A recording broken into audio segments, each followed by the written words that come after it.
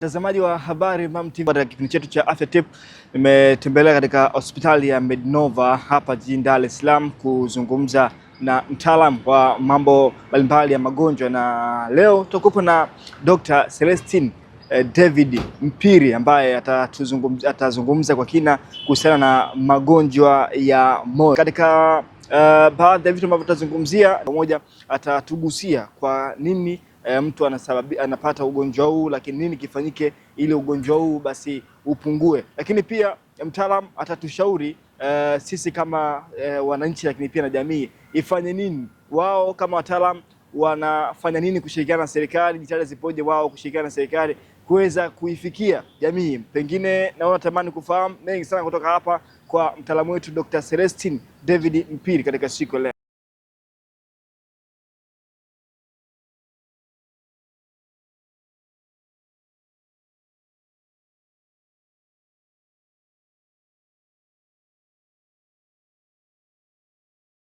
Naitwa Dr. Celestine Mpiri, ni daktari bingwa wa magonjwa ya ndani, tunaita internal medicine, au kuja hospitali unasema watu kunana physician. Nipo hapa Mednova Specialized Polyclinic. Moyo ni kiungo muhimu katika mwili wa binadamu, na of course kila mtu anacho, na moyo ni kama pump katika mwili wako ambao kazi yake ni kuizungusha damu yako katika mwili mzima kwa ajili ya mahitaji yote ya mwili. Moyo ukisimama kupiga, damu haizunguki, na damu isipozunguka inaganda, na asilimia kubwa ikitokea hivyo maana yake ndio utakuwa mwisho wa maisha yako. Na moyo ndio kati ya viungo vya kwanza kabisa kuumbwa wakati uko tumboni kwa mama yako. Wakati ya wiki 9 mpaka wiki 11 moyo tayari unakuwa umeshaumbwa na unafanya kazi na unadunda, na utadunda mpaka siku ya mwisho. Kwa ni kiungo muhimu sana ambacho tunahitaji tuhakikishe kwamba kinakaa katika afya nzuri ili isiweze kutupa matatizo mbele ya safari. Ngoja nionyeshe hii modo hapa, inaonyesha mfano wa moyo jinsi ulivyo na ambavyo umeumbwa. Tunavyoona hii ni kwa nje ambao moyo jinsi ulivyo. Of course kikawaida kuna ngozi laini ambayo inaifunika moyo wote mzima, inaitwa pericardium, lakini hapa haipo. Hiyo ngozi imetolewa. Kwa tunaona moyo kama ulivyo. Hii tunaona hapa, hii ndio mishipa mikubwa ya damu. Huu mwekundu hapa ndio mshipa ambao unapeleka damu mwili mzima. Hii mingine ya blue ni ambayo inachukua damu iweza kutoka katika kichwa kurudisha kwenye moyo na mwili mzima kurudisha katika moyo. Na hii mishipa midogo tunayoiona hapa, hii ndio mishipa ambayo inalisha moyo wenyewe. Na hii ndio mishipa ambayo ukiblock ndio utasikia mtu kapata shinikizo, kapata mshtuko wa moyo, kwa heart attack. Ni kwa sababu hii mishipa kublock. Sio hii mishipa mikubwa. Hii mikubwa ni mikubwa sana, kwa ni ngumu yenyewe kublock. Ile midogo ndio inaweza ikajaa mafuta, ikajaa madini ya calcium na kusababisha damu kushindwa kupita vizuri na moyo kuathirika. Lakini tukiingia ndani tunaona kuna hivi vitu. Hizi ni hii ni misuli ya moyo upande wa kushoto, hii misuli upande wa kulia.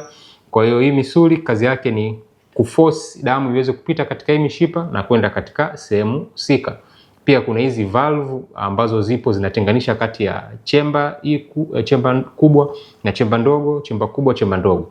Sasa magonjwa ya moyo ni magonjwa ambayo yanaweza kutokea kutokana na shida katika eneo lolote la hivi vitu ambavyo nimevitaja hapa ambavyo vinaunda moyo. Kwa kuna vingine ambavyo vitakuja katika moyo wenyewe moja kwa moja, lakini vingine kama mfano shinikizo la damu, pressure kuwa juu, yenyewe ni kwa sababu hii mishipa mikubwa ambayo moyo inasambaza damu inaanza kuwa migumu, imekakamaa na kushindwa kutanuka kuruhusu damu nyingi kupita. Kwa moyo inabidi utumie nguvu kuliko kawaida kuweza kuforce damu kufika safari yake. Sasa ikifanya hivyo kwa muda mrefu, kuna wakati pump itachoka na matatizo ya moyo yatakuja. Kwa magonjwa ya moyo asilimia kubwa yanategemea ni kitu gani kimeathirika. So kuna mengine ambayo bahati mbaya ni ya kuzaliwa nayo, au ni magonjwa asilimia kubwa ya kimuundo. Kilema, kama unavyoweza kupata kilema kwenye mguu au sehemu nyingine kwenye moyo, inaweza katokea. Kuna magonjwa mengine tunayapata katika ukubwani, eza kutokana na kupata infection mbalimbali ambazo zinaweza kuathiri afya ya moyo, au vile vile kutokana na mtindo wetu wa maisha kupata ile magonjwa ambayo hayaambukizi, magonjwa sugu kama pressure, kama sukari, na maisha yetu kwa ujumla ambao tunaishi na tabia tunazofanya, muda wa kulala, uvutaji wa sigara na vitu kama hivyo ambavyo vinaweza vikaleta magonjwa ya moyo. Inabidi tufahamu kwamba sasa hivi duniani chanzo kikubwa cha vifo duniani ni magonjwa yanayohusika na moyo na mfumo wa damu, cardiovascular disease. Hiyo ndio chanzo kikubwa. Mfano, nilikuwa naangalia juzi data kutoka shirika la afya duniani, kufikia 2021 tu watu milioni 9 walikufa kwa ajili ya magonjwa yanayotokana na moyo duniani. Na hiyo 2021 pia kumbuka tulikuwa na ugonjwa mkubwa wa COVID. Pamoja na kwamba COVID iliua watu wengi, lakini ilikuwa watu milioni 8.7 pekee. Bado magonjwa ya moyo yakawa watu milioni 9. Kwa hiyo ugonjwa moyo au magonjwa ya moyo yanaongoza kwa kuua watu duniani, yakifuatiwa na magonjwa ya kansa, magonjwa ya pneumonia na mengine ya infection, lakini kikubwa ni magonjwa ya moyo. Kwa hiyo ni kitu ambacho tunatakiwa tuhakikishe tunafanya kile lilo ndani ya uwezo wetu ili kuweza kuepukana na hayo magonjwa. Na vile vile kabla hatujazungumzia vyakula, tuone kwamba asilimia kubwa nini kisababishi. Pati kubwa ya vyanzo vya magonjwa ya moyo ni mtindo wetu wa maisha, lifestyle yetu. Na kuna tafiti ambayo ilitoka mwaka jana iliweza kuangalia vitu gani vikubwa ambavyo vinasababisha changamoto za magonjwa ya moyo. Especially magonjwa ya moyo, vitu vinavyoua ni vikuu viwili. Mshtuko wa moyo, heart attack, ambao ndio nisema hiyo mishipa midogo inakuwa imeziba, au stroke, damu kuganda katika mishipa iliyokuwa kwenye ubongo. Kwa hiyo mfumo mzima wa moyo pamoja na mishipa yake ya damu ndio unaongoza kwa vifo duniani. Sasa hiyo study, hiyo tafiti ambayo mwaka jana ilitoka, ambayo iliangalia vitu vikubwa 5 ambavyo vinaweza kusababisha hivyo nilivyovitaja, ni cha kwanza ugonjwa wa pressure, shinikizo la damu; pili, ugonjwa wa kisukari; 3, uvutaji sigara; 4, cholesterol yako kuwa juu; 5, uzito uliopitiliza, obesity. Hivyo ni vitu ambavyo vinakuweka katika hatari kubwa sana ya kupata magonjwa ya moyo. Na tafiti pia ilionyesha kwamba kama utaweza kujiepuka na hivyo vihatarishi vyote nilivyovitaja 5, mpaka ukifika umri wa miaka 50 ukaweza kujiepuka, usiwe na uzito uliopitiliza, usiwe na kisukari, usiwe na shida ya pressure, usivute sigara, cholesterol zako zikae vizuri, basi wewe kuanzia miaka 50 kwenda mbele, kwa wanawake watakuwa na mpaka miaka 13 ya bila kuwa na ugonjwa wowote au shida yote inayohusiana na mfumo wa moyo. Kwa wanaume miaka 10 ya bila kuwa na changamoto yoyote inayohusiana na mfumo wa moyo. Kwa hiyo ni muhimu kuhakikisha wote tunajilinda na kukaa kwa muda mrefu tuwezavyo bila kuwa na hivi vihatarishi, ili kuweza kupata changamoto hizo za moyo. Na katika hiyo vitu 5 tulivyovitaja hapo, group kubwa la watu ambao kwa bahati mbaya walifariki, iliyokuwa inaongoza ni wale ambao walikuwa wanavuta sigara. Kwa tukitoa mambo ya uzito uliopitiliza, sigara ndio ilionekana inasababisha vifo zaidi, pia ikifuatiwa na shinikizo la damu. Kwa uvutaji wa sigara, shinikizo la damu vina mchango mkubwa sana wa kusababisha matatizo ya mfumo wa moyo. Kupungua mwili, ili unasema sasa labda umepima umeona uwiano wa uzito wako na urefu. Maana tunavyosema kilo zimepitiliza, tunaangalia uwiano wa uzito na urefu, ambayo kwa kitaalamu inaitwa body mass index, kifupi BMI. Sasa hiyo BMI kiafya inatakiwa kati ya 18 mpaka 25. Kuna formula ambayo unafanya hesabu unapata hizo namba. Kuanzia 25.1 mpaka 29 tunasema overweight, kuanzia 30 kwenda juu tunasema obesity, kwamba uzito umezidi. Na hiyo obesity na yenyewe imegawanyika katika sehemu 3. Lakini cha msingi unaposema sasa kilo zimezidi, unataka kupungua, mistake kubwa sana ambayo tunaifanya, tunachofikiria ni kwamba nikiambiwa tu kilo zimezidi, kitu cha kwanza kinachokuja kichwani ni mazoezi. Kwa kila mtu anataka kupungua, cha kwanza anachofikiria ni anze mazoezi, bila kukumbuka kwamba kitu kikubwa sana kinachochangia sisi kuwa na kilo zilizopitiliza ni chakula. Hicho ndio kikubwa. Katika ukifananisha kati ya chakula na mazoezi, kipi ukikirekebisha kinatoa mchango mkubwa sana wewe kupungua kilo. Chakula kiko level hii, ukipunguza mazoezi yako hapa. Kwa mazoezi yako chini, lakini ukijumuisha pamoja mazoezi na chakula, vote kwa pamoja vitakupa matokeo ya haraka. So cha msingi nguvu kubwa tuwe kwenye chakula. So watu ambao unakuta wanafanya mazoezi na bado hawapungui, kuna vitu viwili. Unaweza kukuta mtu anakwambia anafanya mazoezi, au umemkuta gym anafanya mazoezi na ana mwili mkubwa, labda kaanza gym hivi karibuni, hajakaa muda wa kutosha wa kuleta mabadiliko. Hiyo inaweza kuwa sababu ya haraka. Lakini sababu nyingine ni kwamba huyu mtu amefocus kwenye mazoezi peke yake, huku akiendelea kula katika style ile ile ilompa huo mwili.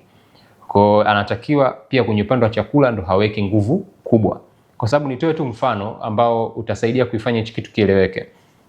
Ukisema unafanya mazoezi unakimbia kilomita 10, kama utakuwa na saa ambazo zina cheki kalori kiasi gani umetumia, utakuja kujikuta labda umetumia kalori 700. Kwa kalori 700, kalori 800 hizo umeziunguza kwa mtu akimbia kilomita 10. So kalori 700, kalori 800, wakati kwa siku watu wengi tunakula kalori 2000 na wengine wanaokula zaidi mpaka kalori labda 2500. Hizo mtu anakula kwa siku. Sasa ukichukua labda tuseme tu kalori 2000 kwa wiki, hizo zinakuwa kalori 14000. Wakati kalori 700 kwa wiki ukizidisha itakuja kama kalori labda 2800, kitu kama hicho. Sasa chukua kalori 14000, toa kalori 2800, uone gap kubwa ambalo limebaki. Utajikuta kwamba cha kwanza turekebishe chakula, mazoezi tunayaongezea katika jitihada za kupungua uzito na kuwa na afya. Lakini mazoezi pia yana faida nyingi sana tukitoa tu swala la kupungua uzito, ingawa lengo kubwa la watu inakuwa katika kupungua uzito au kumaintain uzito. Lakini hata kama bado uzito hujapungua au bado unaonekana kwamba uko obese, lakini kama unafanya mazoezi, wewe kwenye upande wa afya ya moyo utakuwa katika nafasi nzuri kuliko mwingine ambaye hata ana mwili wa kawaida lakini hafanyi mazoezi kabisa. Kwa mazoezi yanalinda, yana protection. Kwa kuna faida zote mbili katika hilo. Sasa moyo una sehemu tofauti. So kilema inaweza kawa hii mishipa imekaa sehemu tofauti. Huu mshipa mwekundu inabidi utokee kwenye chemba kubwa ya kushoto, ukajikuta mshipa mwekundu umeingia kwenye kulia. Huu mshipa wa blue unatakiwa uwe kulia, umeenda kushoto. Au amezaliwa tu hii misuli imekuwa membamba sana, haina nguvu. Au amezaliwa hizi valve zina shida, hazifungi vizuri inavyotakiwa. Au amezaliwa hii mishipa ya damu, kama huu mshipa mwekundu, kuna ugonjwa mmoja unaitwa coarctation of aorta, unakuta hapa katikati pamebana. Yaani pamekuwa pembamba sana. Kwa hiyo moyo inabidi utumie nguvu sana kupitisha damu katika kile sehemu chembamba. Wakati huo ndo mshipa mkubwa. Huu chukulie kama bomba la maji, tunavyosikia bomba kubwa linatoka Ruvu linaleta maji Dar es Salaam, ulikuwa limeleta shida karibia mji mzima, tunapata shida kwenye maji. Na ndio kwenye mwili wako iko hivyo. Sasa kuna vitu kama hivyo ambavyo vinatokea. Na vile vile kuna wakati mtoto yuko tumboni kwa mama yake, huwa mara nyingi damu haihitaji iende kwenye mapafu kwa ajili ya kwenda kuchukua oksijeni, sababu anapata oksijeni kutoka kwa mama yake. Kwa hiyo kuna kamshipa kadogo ambacho kana ipitisha ya damu isiende kwenye mapafu, ipitize moja kwa moja kwenda kwenye sehemu inayohusika. Ile hicho kimshipa kidogo, mtoto anapozaliwa tu pale akavuta hewa kwa mara ya kwanza, kile kimshipa kinatakiwa kiende kikikauka mpaka kiishe, ili damu yote ipite kwenye mapafu. Ikatokea kile kimshipa kiendelea kubaki na damu nyingine haipiti kwenye mapafu, nao ni mojawapo ya changamoto. Sasa hizi shida huwa mara nyingi zinagundulika mapema, kwa sababu moyo utashindwa kufanya kazi yake kama ambavyo unatakiwa kufanya. Kwa hiyo utajikuta kwamba mtoto mapema tu anaanza kupata dalili ambazo zinaashiria akiangaliwa na daktari kwamba hii inaweza kuwa shida ya moyo. Labda mtoto atulii, mtoto akui vizuri, mtoto labda ukiangalia kwenye vidole vinakuwa vina rangi kama blue au ya kijivu, hiyo ikiashiria kwamba damu haipiti vizuri. Kwa hiyo vyote hivyo vinaweza vikawa vitu vya awali kabisa ambavyo vikaleta ishara kwamba kuna shida ya moyo. Na mara nyingi changamoto hizo nyingi huwa zinahitaji kurekebishwa kwa njia ya operation, asilimia kubwa. Chache huwa zinaondoka kwa dawa. Sasa tukisema dalili zipo, maana yake usipoenda kwa wakati kupata matibabu, zile dalili zitaendelea kukua. Kama changamoto ilikuwa mtoto hakui, yani ndio ananyonyeshwa lakini mtoto hakui, au mtoto akinyonya kidogo kachoka, anashindwa kuendelea kunyonya, kwa hiyo vitaathiri ukuaji wake. Kwa hiyo huyu manake mkiendelea kwa muda mrefu, kuna tatizo la ukuaji itakuwa limeathiriwa. Hiyo kimoja. Pili, katika maisha ya utoto kuna vitu vingi sana ambavyo vinategemea afya kwa ujumla ili viweze kukomaa. Kwa hiyo manake ukomavu wa akili, ukuaji wa mwili, pamoja na yeye kuanza kupitia zile hatua ambazo mtoto anategemea baada ya miezi aweze kukaa mwenyewe, baada ya hivyo aweze kufanya hivi. Kwa vyote hivyo vinaanza kuleta changamoto. Lakini tatizo likiwa kubwa sana, ambao labda inaweza kusababisha mtoto anaanza kuvimba, labda maji anaanza kujikusanya kwenye miguu, tumboni, kifuani. Hayo maana yake yakiendelea kuacha muda mrefu bila tiba, yanaweza kuja kusababisha kifo cha huyo mtoto. Kwa hiyo visipofanyika kwa wakati inaweza kusababisha kifo cha mtoto. Matatizo mengine pia yanaweza kugundulika mapema, lakini tiba yake inahitaji labda mtoto afikishe at least miezi kadhaa au atimize miaka kadhaa ili aweze kufanyiwa hiyo operation, labda kwa sababu ya ukubwa wa hiyo operation, kwa watasubiria kwa muda fulani. Hiyo kwenye upande ya magonjwa ya kuzaliwa nayo. Tukija katika magonjwa ambayo sio ya kuzaliwa nayo, magonjwa ambayo kama nilivyosema tunapata ukubwani, aidha kwa infection fulani au mitindo yetu ya maisha. Ninaposema infection, mfano uchukulie vitu kama HIV. Yenyewe kama yenyewe na yenyewe isipokuwa tibiwa vizuri inaweza kusababisha changamoto za moyo. Infection nyingine, magonjwa kama syphilis, umekaa nao muda mrefu, yanaweza kuja kusababisha syphilis kaswende kwa Kiswahili, yanaweza kuja kusababisha changamoto kwenye moyo. TB muda mwingine inaweza pia ikatoka kwenye mapafu ikaenda kwenye moyo ikasababisha changamoto tofauti tofauti, au ukapata infection ambazo zikaenda kuathiri valve zikatunga usaha na zenyewe zikapata shida, na hizo zisipotibiwa, of course moyo baadaye utashindwa kufanya kazi yake, utaanza kufeli taratibu mpaka hapo utakapo stop. Sasa tuzungumzie, labda tufocus kwenye vitu ambavyo tunaweza kuvicontrol, kwa sababu muda mwingine ya magonjwa infection inaweza kuwa ni vitu vya bahati mbaya. Katika vitu ambavyo tunaweza kuvicontrol, kama tulivyozungumza, asilimia kubwa ya vifo duniani kote ni magonjwa yanayohusiana na mfumo wa moyo na damu. Na sometimes kumekuwa kuna kasumba ya kuona kwamba kwa sababu tumezungumza uzito uliopitiliza, tunazungumza mambo ya kisukari, cholesterol, tunadhani labda magonjwa yatakuwa yanaathiri watu wenye uwezo tu, watu wa kipato cha juu.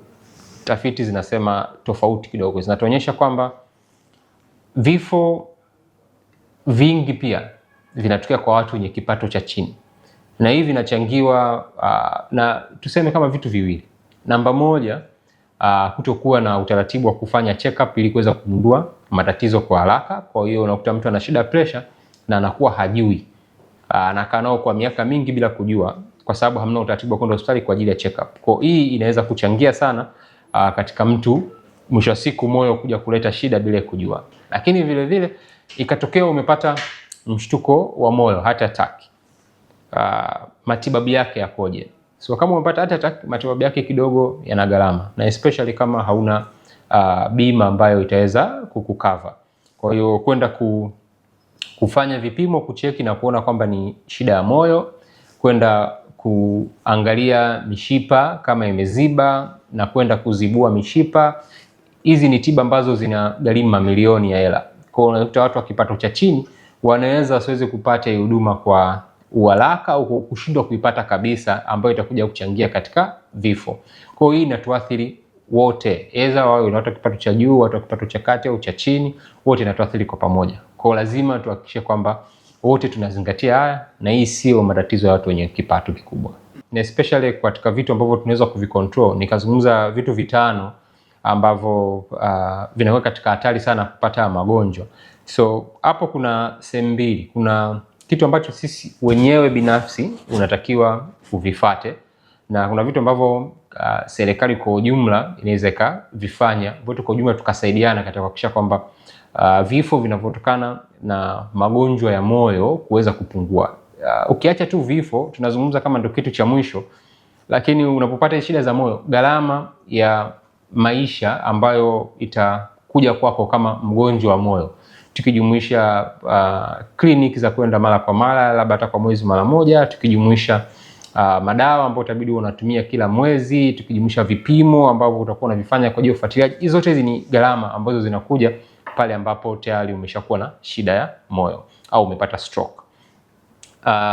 Ingawa kifo ndio kitu cha mwisho, lakini zote ni gharama ambazo zinakuja. Sasa lazima sisi wenyewe binafsi tuweze kuhakikisha kwamba tunafanya yale ambayo tunaweza kuyafanya, na hii sio jukumu la mtu yeyote, ile ni jukumu lako wewe binafsi. Sio jukumu la daktari, sio jukumu la serikali, ni jukumu lako wewe binafsi. Yale maamuzi ambayo unafanya kila siku yatakusaidia katika kuhakikisha kwamba tupate hizi changamoto. Na muda mwingine unaweza kusema labda mimi bado kijana, kwa hiyo sasa hivi sizingatii sana hivyo, nikifika miaka 40 au 50 nitaanza kuzingatia. Tukumbuke pia kwamba haya magonjwa hayaji yote siku moja au siku mbili. Kupata mshtuko wa moyo ukiwa na miaka 55 au 60, safari yake ilianza wakati una miaka 30. Kwa mtindo wako wa maisha uliofanya ukiwa na miaka 30 ndio unakuja kukupa mshtuko wa moyo ukiwa na miaka 50 60. Haikuanzia ukiwa na miaka 50 au 60. Kwa hiyo nataka vitu tuvifahamu na kuvizingatia katika hata umri mdogo. Sawa, sasa tufanyeje? Namba moja, shinikizo la damu, pressure. Tuhakikishe kwamba namba moja tunakuwa na utaratibu wa kupima ili tuweze kujua, kwa sababu asilimia kubwa ya wagonjwa wenye shinikizo la damu hawana dalili yote na hawafahamu. Ndio maana kila hospitali ukienda unakuta kabla kumwona daktari utapimwa pressure na vitu vingine, then ndio muone daktari, kwa sababu wengi wanagundulika katika hiyo process na walikuwa hawajui. Mtu anakuwa na pressure mpaka 200 lakini anasema mimi mbona najisikia niko vizuri tu. Kwa asilimia kubwa hatujui. Kwa hiyo tunaratibu wa kupima hilo moja. Sasa kwenye namba hii pia pressure, kusema sasa hapa ndio una shida ya pressure wala, imekuwa ikienda ikibadilika kulingana na miongozo ya nchi tofauti pamoja na tafiti zinazofanywa, lakini kikubwa na tumetumia kwa muda mrefu ni kwamba pressure yako, pressure zikipimwa zinapimwa namba 2 na kwa inatoa mashine namba ya juu na ya chini. Ile ya juu kitaalamu inaitwa systolic, ya chini inaitwa diastolic. Ile namba ya juu inatakiwa iwe chini ya 129 kushuka chini. Hapo ndo tutasema kwamba pressure yako iko vizuri. Ikiwa 130 mpaka 139 tunasema uko borderline, kwamba wewe pressure yako iko sawa lakini bado hatuja kuita rasmi kwamba mgonjwa wa pressure. 140 kwenda juu wewe rasmi una ugonjwa wa pressure. Lakini hiyo namba sio kwamba ije tu mara moja. Inatakiwa iwe na jirudia. Kwa hiyo ukienda hospitali ukipimwa mara moja ikaonekana iko juu, daktari mara nyingi atakwambia kwamba okay, labda pima kwa wiki nzima au kwa mwezi mzima kulingana na hiyo pressure yako, alafu rudi tuje tuangalie. Tukiziona asilimia kubwa ya zile pressure zako ziko juu, tutakwambia una shida ya pressure. Tukiona tu ilikuwa labda ni ule uoga tu hospitali hiyo mara moja, basi tutasema tu ilikuwa ni wakati ule. Kwa hiyo namba. Ile namba ya chini yenyewe inatakiwa iwe chini ya 85. Ikishaanza kuwa kati ya 86 mpaka 89, hapo tunasema iko borderline. 90 kwenda juu na yenyewe tunaita kwamba iko level ya pressure. Kwa hiyo inatakiwa hizo namba zote zinajirudia ndio tuseme una shida ya pressure. Sawa. Sasa kama nilivyosema, shida ya pressure haina dalili. Kwa hiyo inahitaji tuwe tuna utaratibu wa kucheki ili tuweze kujua. Na kingine ndio kuna magrupu mawili ya wagonjwa wa pressure. Kuna watu ambao wana shida pressure kwa sababu ya vitu kama nilivyotaja awali, eza uzito uliopitiliza ndio unaleta shida pressure, kutopata usingizi wa kutosha masaa 7 mpaka 9, maisha wanaishi labda ya stress sana wakapata shida pressure, ulaji sana wa vyakula ambavyo vina sukari nyingi, chumvi nyingi na vimepikiwa na mafuta sio ya afya, vyote vinaweza vikachangia shida pressure. So hivyo ni vitu ambavyo vinaweza kuwa control. Na kuna group la watu ambao tunaita wana pressure ambao inaitwa kitaalamu primary hypertension na essential hypertension. Hawa sababu ya wao kuwa na pressure inakuwa mara nyingi haijulikani. Inawezekana kama mtu ni mwembamba, hana unene wowote ule, riski nyingi za magonjwa ya pressure hizo hatarishi hana, na anafanya mazoezi lakini bado pressure yake ikawa iko juu. Mtu wa namna hii bahati mbaya anahitaji kuwa katika dawa na kuendelea kutumia, na asilimia kubwa yeye akiacha hivi vitu vingine sio kwamba ni moja kwa moja vitaiondoa ile pressure, ingawa bado atasisitizwa kuendelea kuvifanya. Ile kwenye swala la pressure nikasema tuhakikishe kwamba tuna control uzito wetu. Asilimia kubwa unene uliopitiliza au kilo zilizozidi zinakuja kutokana na mtindo wetu wa maisha. Aidha kwa jinsi tunakula zaidi ambao mwili wetu unahitaji, au tunakula kidogo lakini hatufanyi movement, hatutembei, hatufanyi mazoezi. Kwa na kazi zetu kama ni za kukaa muda mrefu, tunajikuta kwamba kilo zinaongezeka. Sio kwa sababu tunakula sana, ni kwa sababu hatukitumii kile tunachokula. Vitu kama sigara hivi viko wazi, kama unavuta sigara acha, kama hauvuti tuhakikishe kwamba ni kitu ambacho haukijaribu, kwa sababu sigara ina addiction kubwa sana. Kwa hiyo ukishaanza kuvuta, kwenye kuacha inakuwa ni changamoto sana. Mambo ya cholesterol tuhakikishe kwamba na yenyewe kama ilivyokuwa shida ya pressure, tuna cheki angalau hata kwa mwaka mara moja, unaenda hospitali unacheki cholesterol yako ili uweze kuambiwa kama cholesterol mbaya ziko juu zaidi na uweze kushauriwa vitu gani vya kufanya kuweza kupunguza. Lakini na venyewe vikubwa, ukiwa unafanya mazoezi, ukiwa unaepuka vitu vya sukari na vitu ambavyo viko processed. Ninaposema processed maana yake vitu ambavyo havifanani na vilivyokuwa shambani, vimepita kiwandani, wameongeza baadhi ya vitu kwenye kuweka flavor au kufanya vikae muda mrefu dukani bila kuharibika, hivyo ndio process. Kwa vitu vya stahili kile kwa kiwango kubwa, una chance kubwa kupandisha cholesterol yako. So ukiweza kuzingatia vitu vyote vitano, maana yake wewe utakuwa umefanya kazi yako katika kuhakikisha kwamba afya ya moyo inakaa vizuri. Pati nyingine nilisema ni pati ya jamii inayotuzunguka kwa ujumla na serikali kwa ujumla. Hii ni pati ambayo kwa serikali kuhakikisha kwamba sisi wananchi tunapata maeneo ambayo tunaweza tukafanya michezo, tunaweza tukakimbia, kwa barabara zijengwe zikizingatiwa kuangalia eneo ambalo watu wanaweza wakawakimbilia wakiwa salama bila kukimbilia barabara na gari linapita hapo na kujua katika hatari.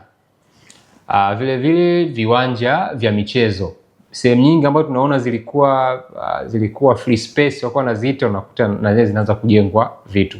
Kwa jamii zinakosa sehemu gani za kwenda kucheza. Ingawa kuna pia mlipuko mkubwa wa viwanja vya ndani ambavyo vinamilikiwa na watu binafsi. Hii ni kitu kizuri sana kama nchi na mji kuwa na hivi viwanja, lakini sio watu wengi wanaweza kumudu kulipia gharama za kucheza katika hivyo viwanja. Kwa viwanja public ni vitu ambavyo muhimu. Bila kusahau vile vile lazima tuhakikishe kwamba tuna system au miundombinu ambayo mtu akipatwa na mshtuko wa moyo aweze kupata huduma kwa haraka. Madaktari wa moyo wana msemo ambao wanaita time is muscle, kwamba muda ni misuli. Kwa sababu unavopata heart attack, labda tuseme mshipa moja hapo, tuseme baba mshipa huu umeziba. Maana yake kama umezibia kwa hapa juu, huku chini kote ambao mshipa unaenda, huku damu haifiki. Kwa hii eneo kama hakuna mishipa karibu ambayo itaweza kuilisha, maana yake ile eneo linakufa taratibu kwa kukosa oxygen na chakula. Kwa unavopata mshtuko wa moyo, uweza kwenda hospitali kwa haraka na kuweza kupata tiba kwa haraka bila kujali kipato chako, na kuweza kwenda kuzibuliwa. Hii inasaidia sana kuepuka moyo kufeli mwisho wa siku. So watu wengi ambao watawahi hospitali na watazibuliwa kwa wakati ile mishipa, watu mioyo yao haitafeli, itaendelea kufanya kazi kama kawaida. Lakini wanaochelewa ambao wanafika hospitali wameshachelewa, au labda uwezo hata hiyo tiba haupo, watajikuta ile eneo litakufa na moyo hautafanya kazi vizuri na moyo utaanza kufeli. Na hii itakuja kuathiri ubora wa maisha yao. Kwa hiyo sasa hiyo miundombinu pamoja na elimu ya kuweza kujua kwamba labda hii dalili unayoipata inawezekana kama mshtuko wa moyo, ni wahi hospitali haraka. Katika dalili maarufu ni ya maumivu ya kifua, ambayo yanakuwa maumivu ya ghafla upande wa kushoto, na haya maumivu yanaweza yakapanda kwenye shingo mpaka kwenye taya upande wa kushoto, au yakakuja kwenye bega yakashuka na mkono wa kushoto. Hayo yanaweza ikawa ndo dalili kubwa ulioipata. Ikaambatana na kichefuchefu, kutapika, moyo kwenda mbio, kutokwa na jasho jingi, hiyo inaweza ikaashiria hivyo. Ingawa kuna watu wengine especially kama wanawake, wao dalili zao zikawa tofauti. Anaweza kupata dalili tu kama maumivu kwenye eneo ya chembe hili linauma, na kama linaunguza, kichefuchefu, kutapika, ambao wengi pia wanaweza ikadhaniwa tu kwamba ni ugonjwa tu wa asidi au vidonda vya tumbo. Kwa kuna vitu kama hivyo. Kwa unapoona hali kama hiyo imekutokea, na especially kama imekutokea wakati unafanya shughuli inayohitaji mwili uwe active. Mfano, unapandisha ngazi, ghafla maumivu makali yakaja. Upo kwenye mazoezi unakimbia, ghafla maumivu makali yakaja. Ikiwa hivyo, kimbilia hospitali haraka, ili at least hata kama sio inahusiana na moyo, uweze kujua changamoto ni nini na kuweza kujiepusha. Kwa hivyo ni vitu ambavyo sisi binafsi na serikali kwa ujumla tunaweza tukafanya kupunguza vifo vinavyotokana na magonjwa ya moyo. Mi kitu kimoja ambacho ningependa wote tukifahamu ni kwamba, namba moja, tujijengee mazoea ya kupenda kujua elimu ya afya, kuweza kujua vitu gani ambavyo vya ulazima, vile basic ambavyo wewe unataka kuvijua na kuvifanya. Kimojawapo kujua umuhimu wa kufanya check up. Jamani, wengine tunayajali magari yetu kuliko tunavyojali mwili wetu, na bila kujua. Gari ukiambiwa bwana hii oil ni kilomita 5,000, kilomita 5,000, 4,000 ushafika garage, unaenda kufanya service. Ukiambiwa si matairi kilomita ngapi, ukiambiwa hichi si engine oil kilomita hivi, ukiambiwa si gearbox oil, tunafuatisha. Lakini sisi wenyewe miili yetu tunaiacha mpaka pale ambapo ianze kupata shida ndo tuende hospitali. Kwa hiyo tujengee utaratibu wa kufanya check up. Kwa unakuja hospitali, na hii check up sio lazima mpaka uwe mtu mzima. Katika kila umri kuna vitu ambavyo tunaweza tukavicheki kutokana na umri wako. Kwa hii inasaidia wewe kujua katika afya yako kuna changamoto gani, na kama kuna kitu kukiwahi mapema. Kisukari kabla hakijakuletea shida sana, kitapitia katika stage tunaita pre-diabetic, unakuwa uko borderline. Pale ndio kipindi ambacho ukiweka jitihada za mabadiliko ya mtindo wa maisha unaweza kukibadilisha bila kwenda kuwa ugonjwa kamili na bila kuhitaji dawa. Lakini hautajua bila kucheki. Pressure ipo katika ile borderline nilosema, ile ya juu ikiwa 130 mpaka 139, hauna dalili yoyote. Lakini hicho kipindi ambacho unaweza kuirudisha nyuma. Bila kujua huwezi kufahamu. Kwa hiyo tujengee utaratibu. Na hospitali nyingi sasa hizi, na mfano kama hapa Medinova tuna package tofauti kwa ajili ya check up. Mtu ambaye haumwi lakini anakuja kwa ajili tu ya kujua afya yake. So package zipo kwa vijana, package zipo kwa watu wazima, na zipo ambazo zinahusu wanawake peke yake, zipo ambazo zinahusu wanaume peke yao, katika vitu tofauti kulingana na mahitaji yako. Kwa hiyo tujengee hiyo tamaduni ya kuwa tunakuja tunacheki afya yetu. Na baada ya kumtazama Dr. Celestine David Mpili ambaye amezungumza mambo mengi sana kuhusiana na tatizo la moyo, amezungumza vitu vingi, lakini pia kama jamii imeendelea kushauriwa baadhi ya vitu muhimu kuzingatia, kama sehemu ya ulaji wa baadhi ya vyakula ambavyo sio vizuri, vinasababisha kupata changamoto au tatizo la moyo. Mimi naitwa Hosea Charles Kingara, na hiki kipindi cha Afya Tip ni kukumbusha mtazamaji, kinaruka kila siku ya Jumatano majira ya saa 12 za jioni. Leo tuko katika hospitali ya Medinova na tuko na Dr. Celestine David Mpili. Nikushukuru sana.